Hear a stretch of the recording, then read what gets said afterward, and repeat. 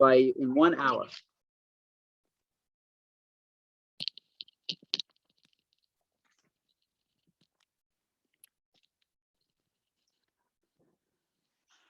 Welcome, everybody. One second. Got it. Okay. We just want to, there's a new year, as we said, every single week is a new light in the world, a new strength, new abilities. All the holidays were a vessel for blessings, amazing blessings that are going to come and make this year different. We're going to come to the same situations we were at before and realize we can handle them in a different and more elevated way. One of the famous talks of the Lubavitcher Rebbe is that the year starts off with Bereshis, and Bereshis starts off happily, but it ends sadly. And then we have Noach. That Noach begins sadly, but ends happily, because it ends with talking about Abraham. Parshas Lech Lecha both begins happily and ends happily. So we're already into the mode of the new year, right? When you read the words of Lech Lecha, of the Parshas Lech Lecha, how I want to say, I just was walking through shul. It's such a blessing to live in a Jewish community, okay? And I'm walking by two people and they're arguing, and one person proved to the other, Abraham started looking for God when he was 4 years old, okay? But when was the first time that God spoke to him? No, Moshe, when? He was 75 years old. He had to wait 71 years to know that he made the right. In other words, for 71 years, he was acting on his intellect, on instinct. He said, "This is beautiful palace, the beautiful palace. There must be a balabayit. There has to be a somebody who owns this beautiful palace. There has to be a creator." He understood it, but there was no proof. Okay, there were legends about Abraham, but the whole world had been destroyed by the flood. About Adam. The whole world had been destroyed by the flood. We were saying that Abraham was 75 years old before God spoke to him. In other words, he 71 years. He lived in a world after the flood. All the only were legends about Adam and Eve, okay, and all these things that happened, but there was no sign of anything. The world was wiped clean, okay. And he believed that if there's such a beautiful palace, there has to be a master to the palace. He knew that there was a God, but there was no proof. Only when he was 75 years old did God to him, okay. And so look at all of us. Sometimes it gets frustrating. Sometimes we're thinking, are we doing the right thing or not? Okay. Some great scholars in Jewish tradition had to wait until the day that they passed away for verification, for indication that they behaved in the right way. Okay. Be patient. The main thing is to believe in doing the right thing and pushing ahead. Okay, let's start. We're learning this. Actually, we made a translation. If I'm not mistaken, the translation is in the chat. Is that correct? Miss Reba Mina, is that? I don't see it. Okay. Sorry, I'm putting it in now. Okay, Baal Shem. Thank you very much. Okay.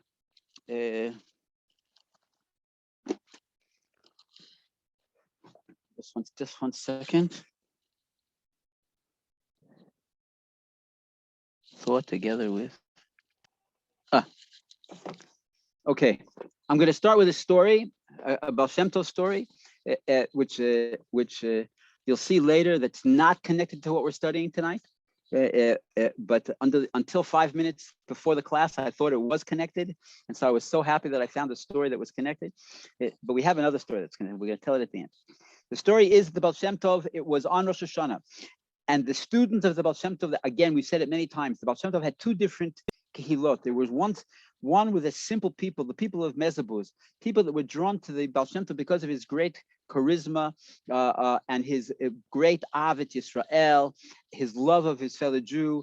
Everybody wanted to be close to him. And so there were many, many uneducated people that perhaps knew to read Hebrew. They would daven, they kept the basic laws of Judaism, but they didn't know anything. They were called Am Haaretz, the people of the land. Okay, and then there was a second group of great scholars who recognized the incredible holiness and genius, innovative ideas. He was literally an avatar, a person that came to bring a new light into the world. And there was these group of great scholars. So on the special prayers, the great scholars would be together with the Baal Shem Tov. And I said on Rosh Hashanah night, all of these great scholars, many of them, they were tzaddikim, they were righteous people. They were people, they didn't sin, okay? But it's a very interesting story from that perspective. And they were davening together. And they in the middle of the Shemona Esrei. The Shemona Esrei, I've said it before, for those of us who pray, anybody who doesn't pray, the tradition of Jewish people is when we come to the Amidah, the standing prayer, the pinnacle of our prayer. Each main service has an Amidah prayer. Every day there are 3. On Shabbos, Rosh Chodesh, and holidays there are 4. In Yom Kippur there are 5 prayers. We walk back 3 steps out of our dimension, and we walk forward 3 steps into the palace of the king. So there's no holier time. It says that prayer is the Shabbos of the week, okay, of the mundane days. When a person is in prayer, he's literally on a level of Shabbos. He doesn't do any malacha, any work. He's only totally in communion with the Almighty. And so they're all praying there on Rosh Hashanah, and by the way, some people pray with their eyes closed because they know the prayers by heart, but on the high holidays, and in general, the halacha is, the law is that you're supposed to pray from the Siddur, right? Because it's even if we make a mistake of one vowel in a verse, or we could sometimes change the meaning of the verse from a blessing to a curse. And so therefore, Chazal, all the rabbis have said that it's very important to pray from the Siddur, even though it's, when you know the prayer by heart, it's very hard. But on Rosh Hashanah, since there are many changes and twists and turns in the prayer, everybody's davening from the machzor, from the special prayer book. Okay, and so their eyes are open. And so out of the corner of his eye, one of the students of the Baal Shem Tov notices that another of his colleagues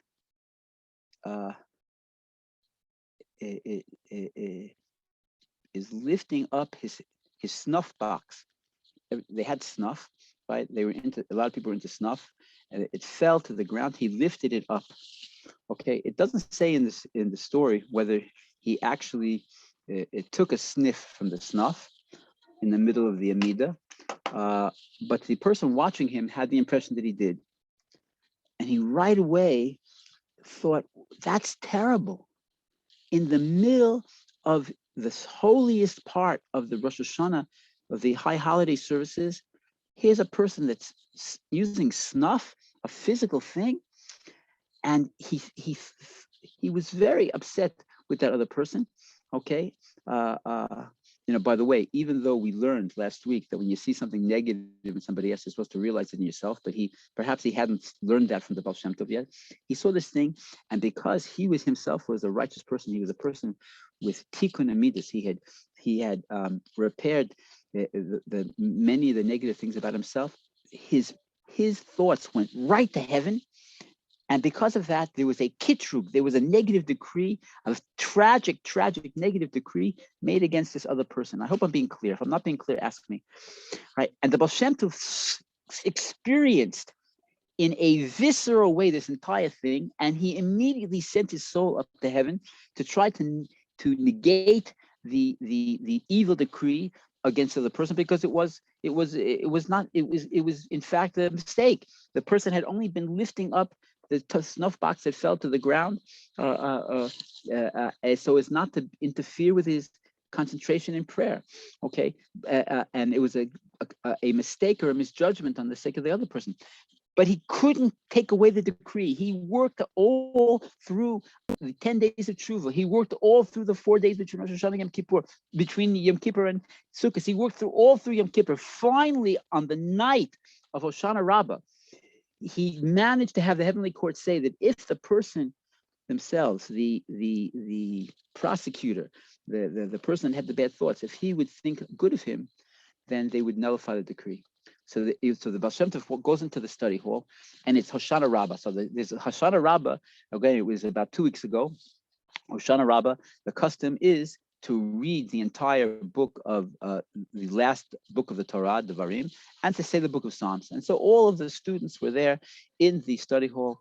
What time is saying what's called Tikkun Hoshana Rabbah, the liturgy of Hoshana Rabbah. Okay, and the Baal Shem Tov caused that person who had the bad thoughts couldn't concentrate. He couldn't concentrate. As much as he tried to read, his mind kept wandering. He finally didn't understand what's going on. He stood up to get some fresh air, and his mind begins to think. And he was thinking about one of the lessons that he had heard. And one of the lessons was about that there are all different types of tzaddikim in the world. And sometimes tzaddikim are so refined. Some people are so delicate. They can't even come into the world. They can't connect to the world in a way to repair to repair the little things that they came into the world to repair. Sometimes as people on such a high level, only the most delicate things they can be used to help them fulfill their purpose. Even the idea of snuff, that snuff is such a delicate thing. It's just the only organ that was not used in the sin of the tree of knowledge of good and evil was what? The nose. They touched it, they smelled it, they tasted it, right? But the only thing that wasn't used was smell. Smell is such a delicate thing. And this person said, wow, maybe that person that I saw with his snuff box on the night of Rosh Hashanah, maybe he was one of these, such a high soul, and he was, and that's how he does his repair in the world. That's how he fulfills his transformation in the world, through smelling snuff, and even in the middle of the silent prayer. He was so unbelievable. And okay, and now, of course, the negative decree on this other person was taken off. The next day, on Hoshana Rabbah in the daytime, it's such a day of revelation. After, if you remember on Hoshana Rabbah, I hope everybody did it, we take the Hoshanas, the 5 willow branches, we beat them on the ground, we sweeten the severities.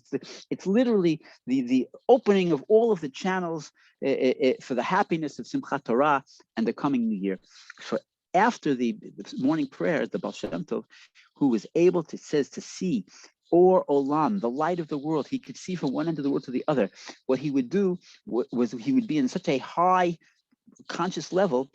Every year on the day of Hoshana Rabbah, he would answer any questions that his students would ask. Okay, and each one would ask about his future. This one would ask about his mission in life. This one asked about certain secrets of the Torah. This person wanted to ask the Baal Shem Tov if what he had thought about snuff was true.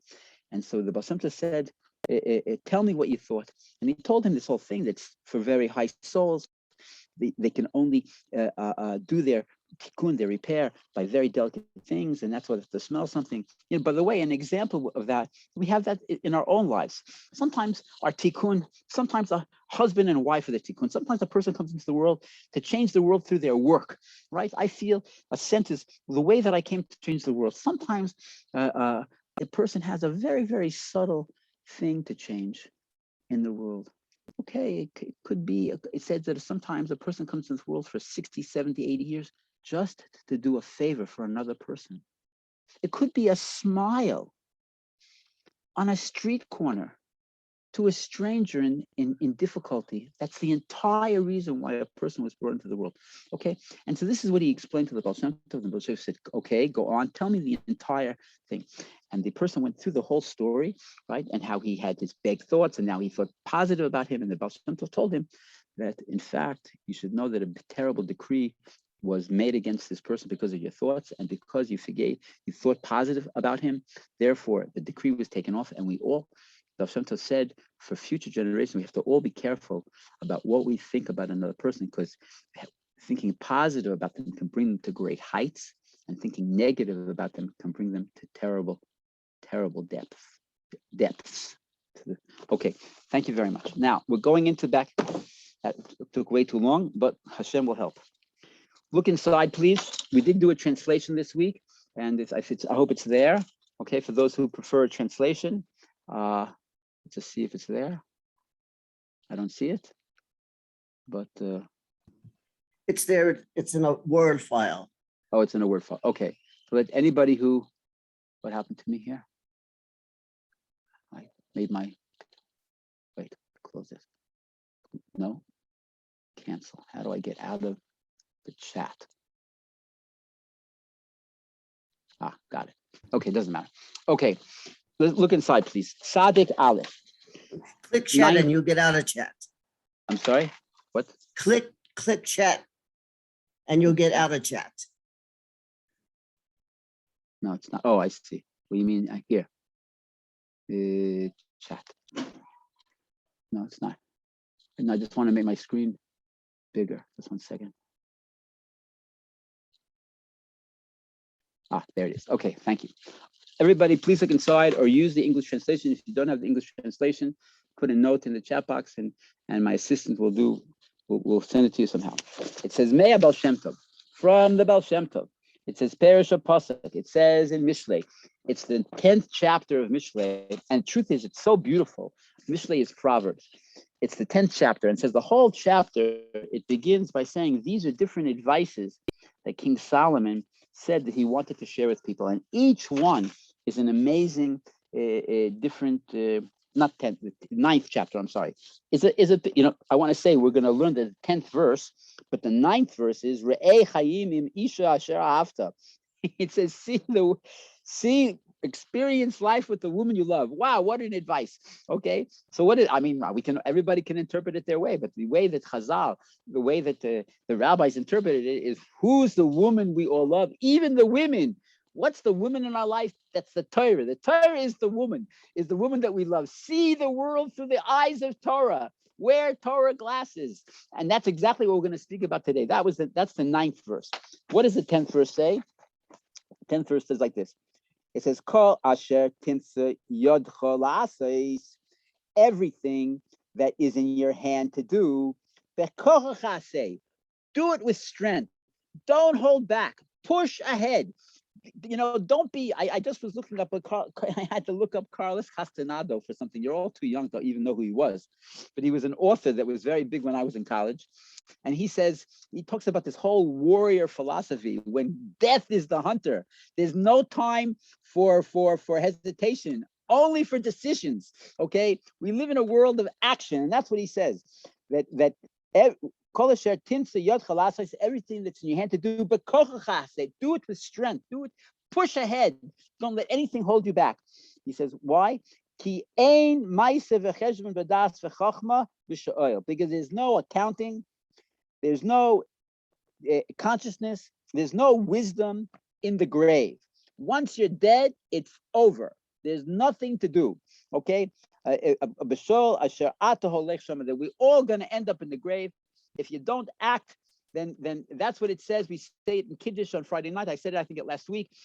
Asher bara Elokim lasais. No, who's here? No, Dax, Dara, the Sete, Chaya Lior, and Moshe. I'm Ben. Asher bara Elokim lasais. The reason why God made the world is for us to do. A person could think, wait, God made the world. I can improve on God's world. Maybe I shouldn't do anything. No, God made the world for us to act. Asher bara Elokim lasais. He made the world for us to do. That's what the world is. And that's the pshat of the pasuk, the simple explanation of the pasuk. Everything's in your hand to do it, because if you don't do it, when you're gonna get to the grave, there's nothing left to do. That's the pshat. Now, what does the Baal Shem Tov say? The Baal Shem Tov says like this. He says, we're going to start off by talking about Chanoch. Chanoch was one of the generations after Adam. Okay, and he was the father of Metushelah. Metushelah. Now you just have to understand, when we talk about Abraham, right, and that the fact that he was 75 because God spoke to him, he did have he found a teacher. His teacher was called Metushelah. right? And Methuselah was there at the flood, okay? And no, I'm sorry. No, I made a mistake. Again, Noah had a teacher. He finally found a teacher. It was Noah and his son, Shem, and Shem's grandson, Aver. Okay, but this was only after he was in his already 75 that he found these teachers. But but who was Noah's teacher that he had all this information was Methuselah. And who was Methuselah's teacher? Was Adam. So in fact, to Abraham, there were only three from the creation of the world. There were three people: Adam, Methuselah is how you say it in Hebrew, and Noah, and then Abraham. Okay, so it's amazing, that but it took him till he was 75 to be able to find, when God started to speak to him and he came to Eretz Yisrael, he'd be able to find his teachers. Okay, who is the father of Methuselah, who was part of the person who carried the tradition from Adam until Abraham, was a person called Hanoch. And Hanoch, it says, the pasuk says very interesting. It says about Hanoch, it says that, what does it say exactly? 1 second, I want to say it exactly. 1 second. It says that Hanoch, v'yitalech Hanoch, Hanoch walked with God, and then the verse says, ve'inenu, and he's not. Because God took him. So one of the commentaries says, what does that mean? That he wasn't. He was, and then he wasn't. What does that mean? He wasn't. That God took him. So one of the commentaries, it's the Targum Yonasan, says that God took him to heaven and he became an angel. He became an angel. Now, this that he became an angel, that's an amazing thing. Even Elijah the prophet, it says that he went up to heaven in a flaming chariot. But even he wasn't completely an angel. He was something like half angel, half person. Hanoch literally became an angel. And this, his as an angel, an abbreviation of his name is called Matat. It's a tradition not to say the names of angels, because when you say the name of an angel, you draw the angel into the world. And so unless you know what to do with an angel, you shouldn't say his name. But an abbreviation of his name is called Matat. Okay, and it says about Matat, he's going to say what Matat was known for. Okay, that we're going to speak about it in a minute. So I'm saying, so this was something incredible thing, an angel who was previously a person. So he himself both knew the world and knew heaven. Okay, actually, okay. So what does it say? It says, it's Hanoch, which is who became the angel Matat. And what would Matat do? He would miyached kuchubrichu v'shchinte, right? I'll call tefirahu. It says about Matat. There are three things that it says about Matat. That first, he was the scribe of heaven. That he would write down all the things that happen in heaven. There's a book of everything, like just like every king has a book, and it says all the things that go on in the kingdom, in the king's palace. So also in God's palace in the heaven, everything that happens there is written down. So who is the scribe? The scribe is Matat. Okay. That it doesn't really explain what that means. It says that he was a sower. What did he sow? He said the angels would toss up from level to level the prayers of the Jewish people, and he would sow the letters of the prayers of the Jewish people into crowns, katarim. Okay, crowns for the king. On the other hand, it says he would sow shoes. So shoes, what do shoes refer to? Shoes are the lowest level of physical reality. And he would sow crowns, the highest level of spiritual reality. He would make a union of physical and spiritual. Okay, let's see what he says. He says he would, again, looking inside, he would unite, the Holy and Blessed be He, the highest level, with the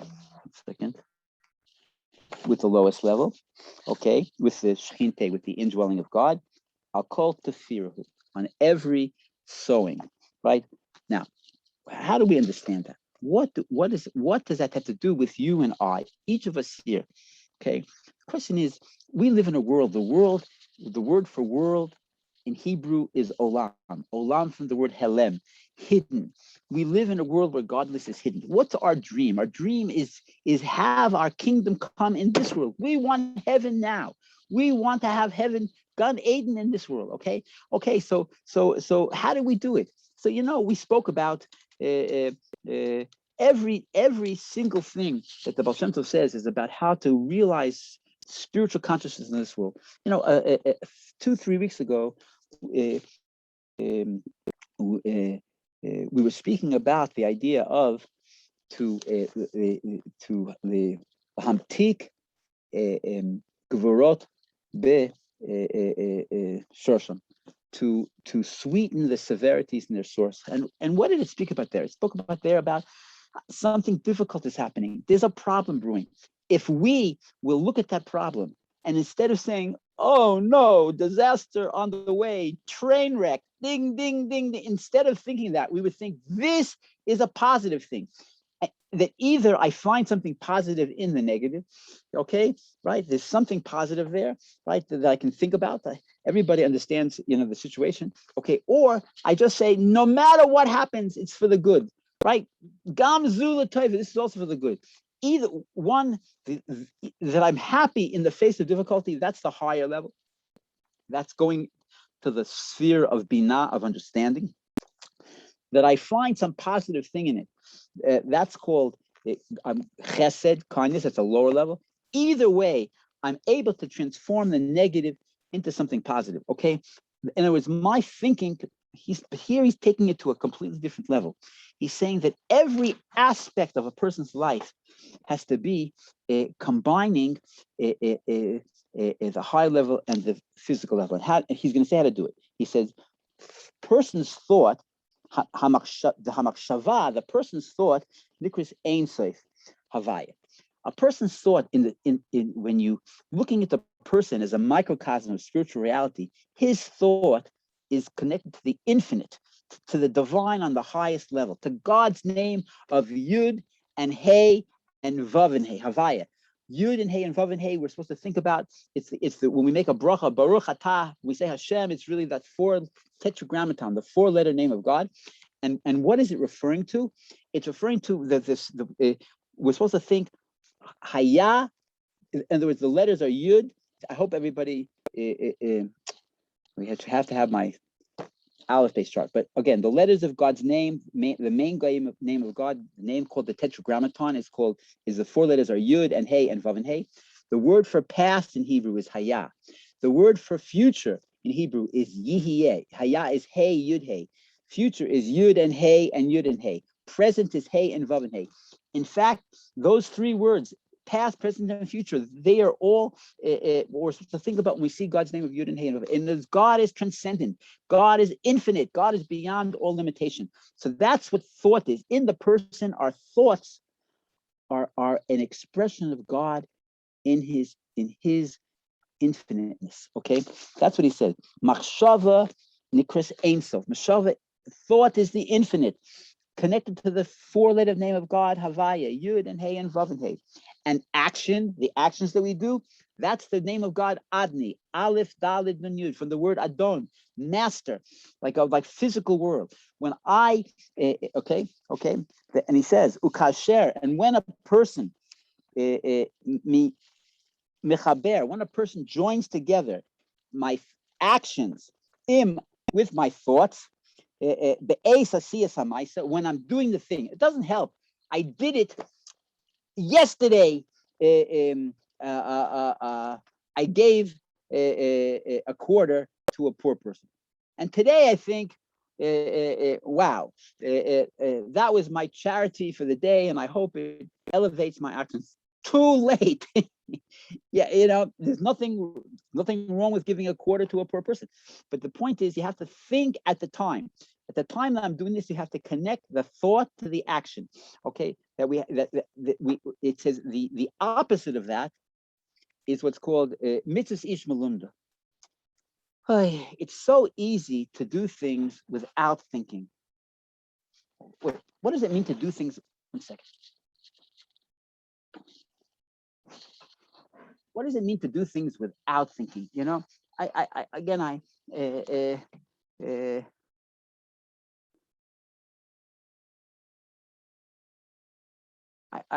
it was during the high holidays, and I'm late to come home, and I get out, my car is parked in front of Ascent, and a family comes, and the father is carrying these 2 big bags, and each of the children, there's like 7 children, are carrying a bag, and the mother is pushing a double carriage, and she's carrying a bag on her shoulder. And he looks at me and he says, "Can I pay you to take us to an address?" And I said, in my mind, I said, "Am I a taxi? My wife is waiting for me." And by the way, it has happened before, because we live in the Sas is a tourist town. People don't know where they're going. And it was the high holidays. And I caught myself. And I said, "Sure." And they piled all of the bags into the car, right? And the husband came and 2 of the little kids. And I made a U-turn and I drove them down the street. What difference does it make? It doesn't. I mean, the point is, I'm saying that I caught myself, and that's possible for everybody to catch yourself, right? You can sometimes you do things and you don't want to do it, right? But thinking a positive thought that I'm doing a mitzvah to help another Jew, Ahavas Yisrael, without frowning, being happy, and connecting that to the actions, that's what the Baal Shem Tov was asking from us, okay? To think in a positive way, to connect a positive intention to every action. Like I said, the worst thing is, like, if a person is saying his prayers, each person here prays, okay? You know, some people more, some people less. A person who uses a siddur to pray from, it's possible to go through the whole prayer and not think once about God. Some people know the prayers by heart.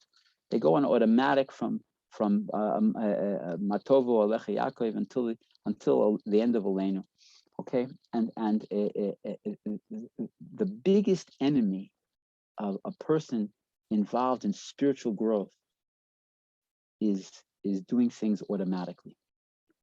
And the Baal Shem Tov is telling us now that if a person wants to live his paradise in this world, it begins with putting positive intentions with each thing we do. And that's what he's saying inside. He says, "Kasher mechaber hamaisa ima machshava." When a person connects his action with his thoughts, ke'es aseh hamaisa, at the time that he's doing the action, nikra yichud, that's he's literally connecting the highest level of God, kuchabrichu, right, with Shchinte, with the God, the indwelling of God in the world. He's revealing God in the world. Right? He's living, he has his paradise now. Maybe he won't experience his paradise, but he's still transforming the world that way. Let's continue. He says, "V'zeo," this is what the verse means to say. Okay. Kol asher timtze yodcha lasos kocha aseh. Everything this is the verse we read from the beginning from Proverbs. Everything that you timtze yodcha, everything that your hand finds, lasos, do it with your strength.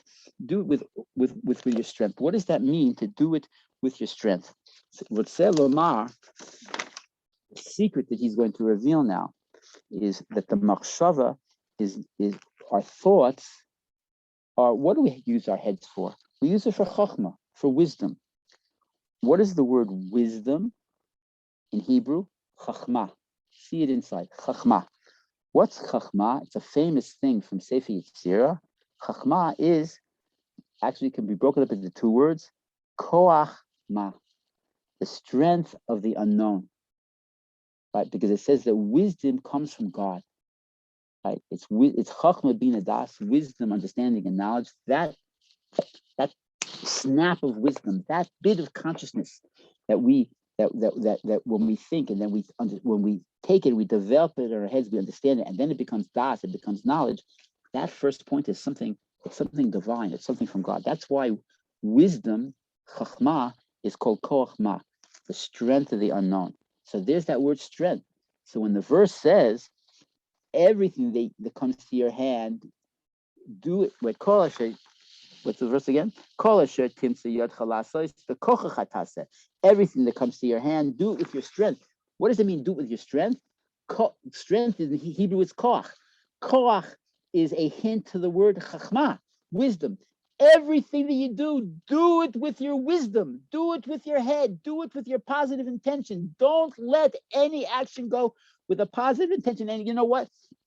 If you're walking to the bakery, why am I walking to the bakery? Right? To bring home that my wife should have that particular cake that she loves. Why am I going to work? To do a mitzvah, to be able to keep Shabbos and to do all the things. Why am I learning with my child? Why am I even watching the news? I'm watching the news so that I can do my job better, so that I can be sanctify God's name in the world. Every action has to have a positive intention. We have to train ourselves to have our action with positive intention. That's what he says. Machshava nikus chachma koachma. Wisdom, but thought is called wisdom. What do we do with our heads? We think things. We think wise things. Wisdom is koach ma, the strength of the ma. Ma means what? Means the strength of the unknown, right? That I'm using my head. My head is the infinite. And I'm with my actions. The tasa hamaisa b'kocha. Do the actions with your thoughts, with your wisdom. Shehi hamachshava. That's your thoughts. The chaber shneihem, to connect them together. Okay. I mean, is there any action? Person, I mean, excuse me for being indelicate. A person goes to the restroom because he wants to be able to serve Hashem with a clean body. Okay, now, what about you having an argument with somebody? Somebody took your parking spot. How dare you take my parking spot? Didn't you see I was ready to pull into it? You got, okay, well, a person has to think, what's the positive intention he wants to have with that thought? Okay, with that action.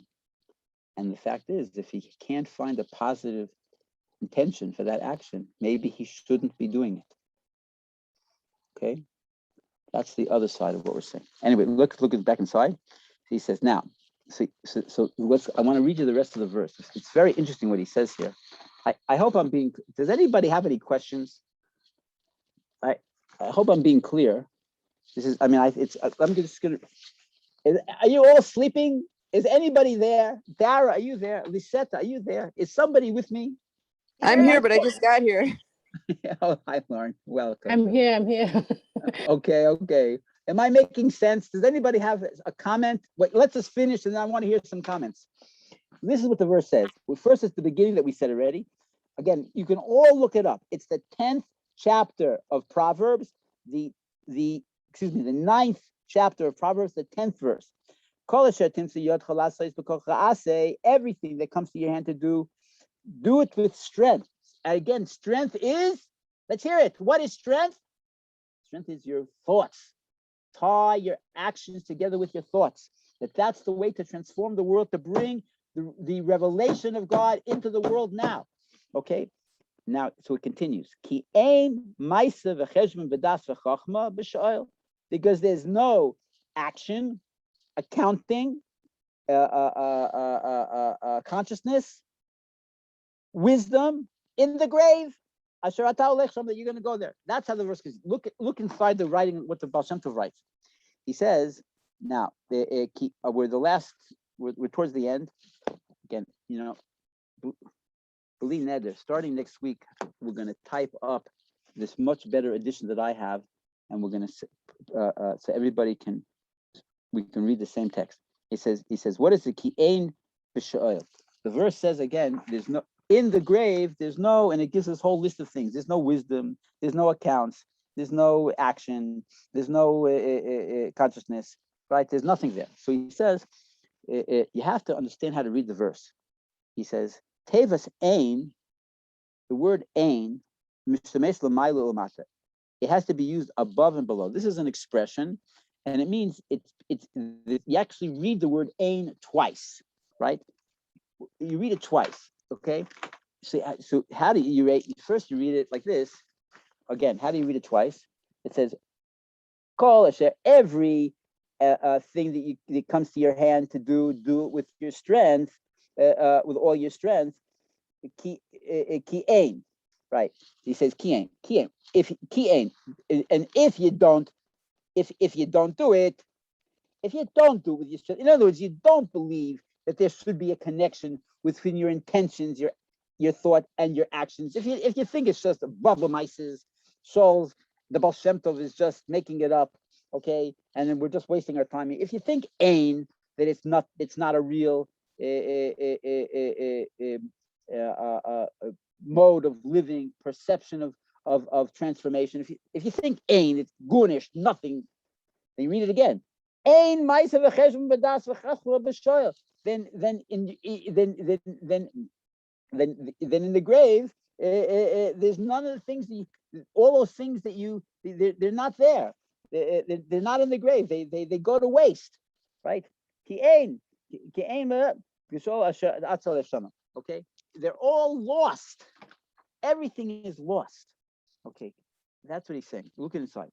He says, when you have to use the word twice, both before and after, to say, if you don't believe in the importance that every action has to have the right intention. By the way, I don't think you need the Baal Shem Tov to tell you this. That's a moral person. A moral person says what he believes, okay, and he checked out what he believes, right? That it's a proper thing, it's a good thing, it's good for the world, not only good for me. Okay, so we're talking about something, a truth. It's a universal truth, okay? But the Baal Shem Tov is taking something more than that. It's not just that every action has the right intention. When we even take the actions that wouldn't have intention and we put proper intentions to it, we're bringing the highest level of divine consciousness into the world. Okay, and that's what he says. We mean to say, if you don't believe it, if you don't do it, and you don't believe it, you're doubtful about this whole thing. As ein b'sheol das, then when you get to the heavenly court, when you get to heaven, and heaven says, "All right, what do you got? Show me the goods." He says, then they're all lost. Whereas a person who every time he did an action, he connected with a positive thought, those will all be used for his credit when he gets to heaven. It's not that we're worried about, it's not that I want a prize when I get to heaven. Not at all. It's not that I want a prize. It's that to show us how important it is. Show how important that we have to connect thought, intention with every action that we do. That's the bottom line. Okay. Any questions? Welcome, Ken. Any questions? Please, I just want to say, the next, we're going to learn one more piece. I promised everybody that I'm going to be finished by 10 o'clock my time, but whatever, 10 o'clock my time, because I think it's very important that you should know when we start, when we finish. So I'm going to limit the questions, okay? But let's hear the question, and then we're going to do the 92 quickly. Yes. Okay, I'm studying the hell, and according to the Enoch, I don't want to put you down. According to the Enoch, that Michal taught Hannah, the Torah and everything else. Who taught? Michal. The angel, the Malachim Michal taught Chanoch, 100%. There were lots of I don't know. I mean, I didn't read so much about Chanoch. I have 8 books open on my desk in the other room, but I didn't read all of them. It's not about Machoel. Chanoch became the angel Matat. He became an angel. Okay. I understand. Who taught him? I don't know.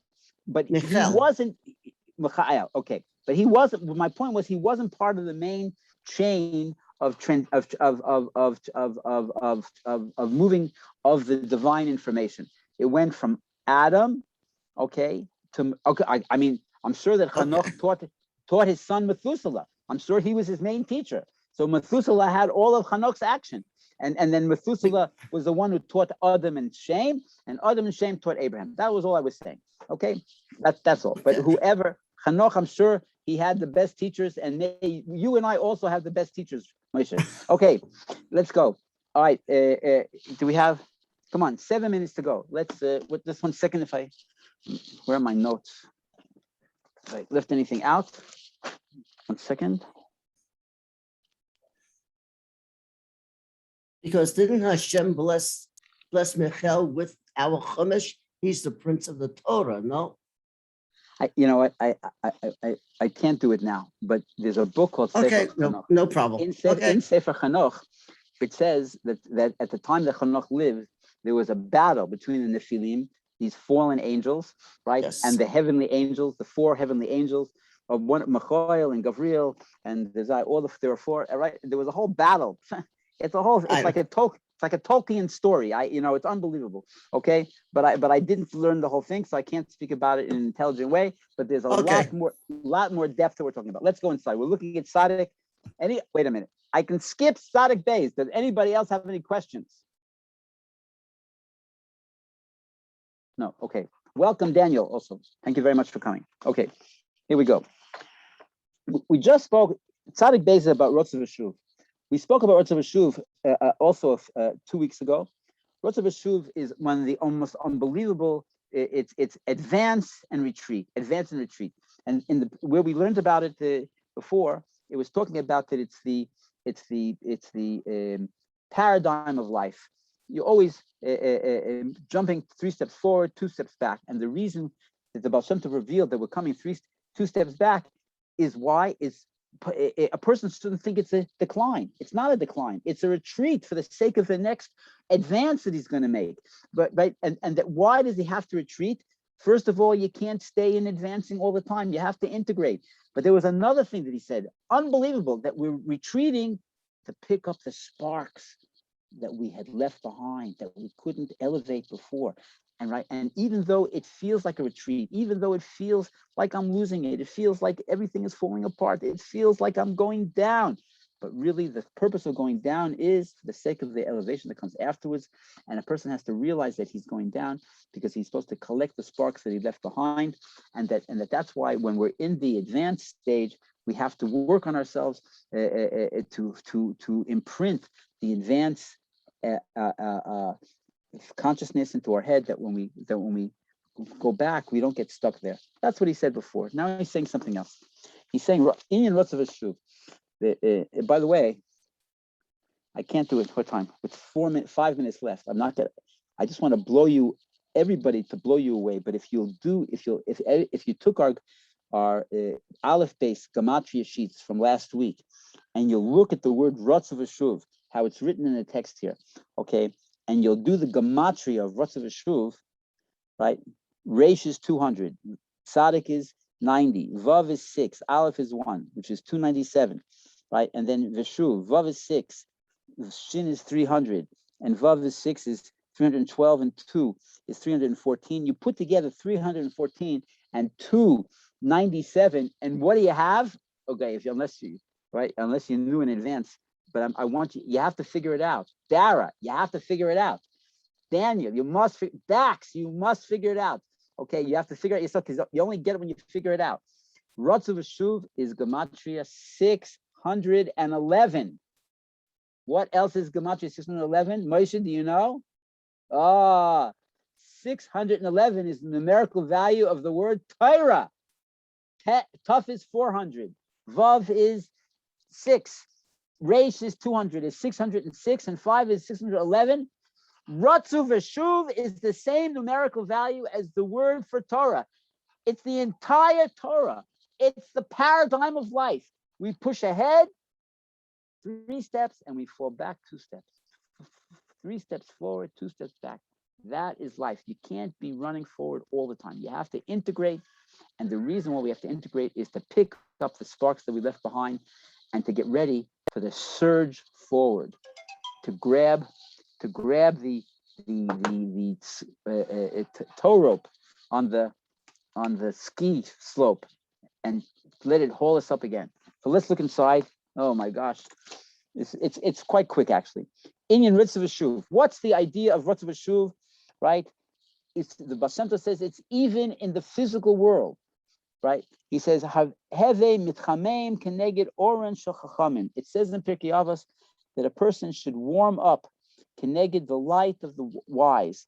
What does it mean to say there? It doesn't. It says you should mitchameim. It doesn't say lechameim to heat up. It says mitchameim. You should warm up. What does that mean? On the one hand, you have to keep your distance. Okay.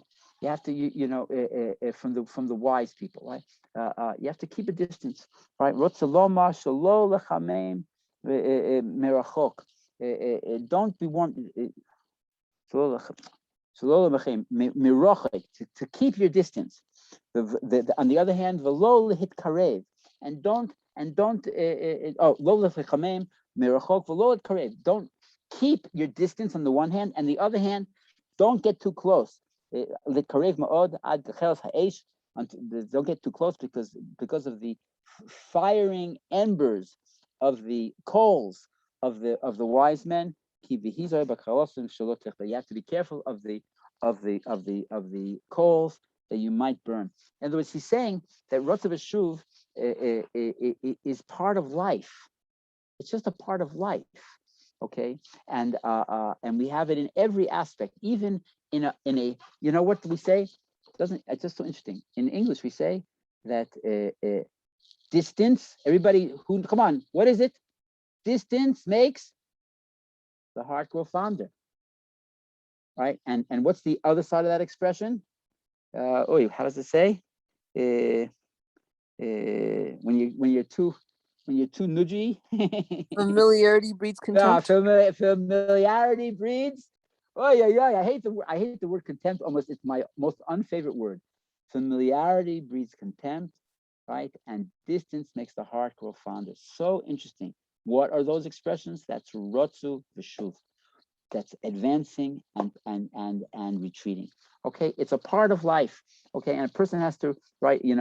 One of the commentaries that I saw, it says that there are natural limits on our ability to advance and our ability to retreat, right? Because God wants it to be a constant motion, right? We have to know that getting too close can cause damage. Getting too far away can cause damage, okay? Whether it's in our personal relationships, whether in our work relationships, okay? Whether it's in our own growth, the patterns of our life, what we do, okay? Don't expect to take over the world in a minute.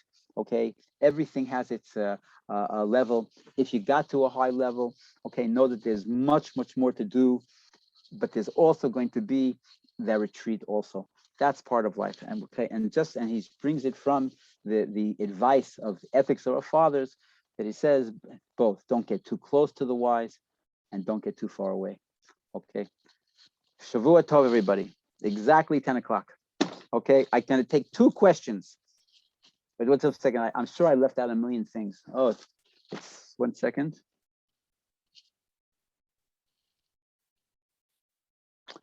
I was studying with, you have all done me a big favor, because I study, I take the Keter Shem Tov and I learn with it some very, very wise people. Baruch Hashem. I merited to have a couple of good chavrusas. I can't find. 1 second. I took a couple. He said that this person. 1 second. How did he say it? That I can't find it. I'll tell you next week. I can't find it. I don't remember what it was, and I can't find the piece of paper. And it's not here. So, Thank you. It was a great lesson. Sorry I was late. No problem. Okay. Hey, no, come on. We have 1 more minute left. 2 questions, if there are any. And if you don't ask any questions, that means I didn't teach well. If I was teaching well, I should open up a new vista. When I learned it, it opens up a new vista in my life.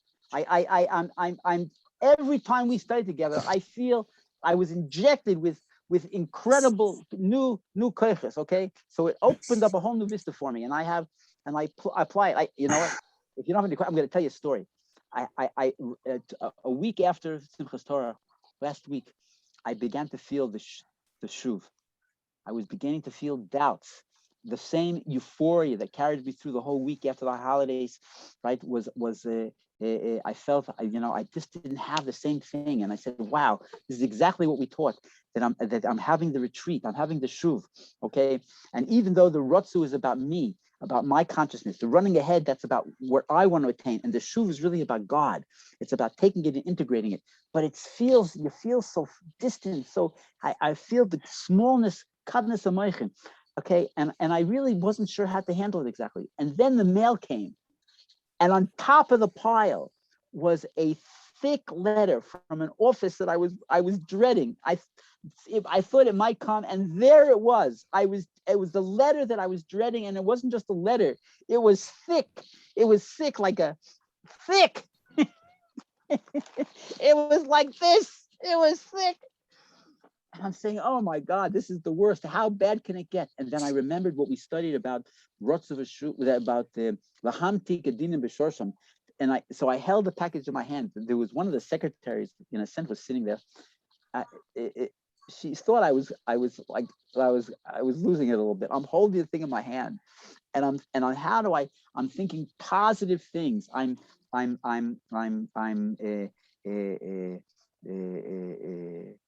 broadcasting positive energy into the envelope, that it's going to be something positive. I'm going to be happy no matter what it is. Everything is from God. I just kept blasting it with positive energy. Okay, right?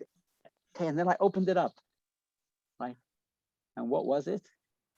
The top page was a letter from a woman that works at that particular office, that had spent part of the holidays at Ascent. And she said, "I had such a wonderful time. I want to thank you so much. All right. And I want to apologize. I inadvertently took this pamphlet from the dining room and I'm returning it." You're all laughing at me. Right? Shaul Leiter in his dimyonis. I'm making it up, but I'm telling you, I am certain that I transformed that negative thing into something positive, and may it be for each and every one of us, right? We take the ratzu v'shuv. You have to advance and come back, right? We have to sweeten the descent is part. Every descent is for the sake of the elevation of the advance that's going to come after it. And every negative situation is just waiting for us to transform it into something positive. And every action is waiting to not to be an orphan action, to us to assign to it a positive intention. When we do those things, not only will our lives change, but the lives of everybody around us will also change. Okay, for the better. Okay, Shana Tova. Okay. Do you have a second, Rabbi? Who is that? Who's asking? You have two people. This is Ken Okay. Margolis, and then Moshe also popped on. I know that. I promised to end the class. Wait, just 1 second. If the class is over, the first thing is turn off the recording. But thank you very much for coming. Valerio, I thought you came a little bit late, but we love you. You didn't see the beginning. This class was dedicated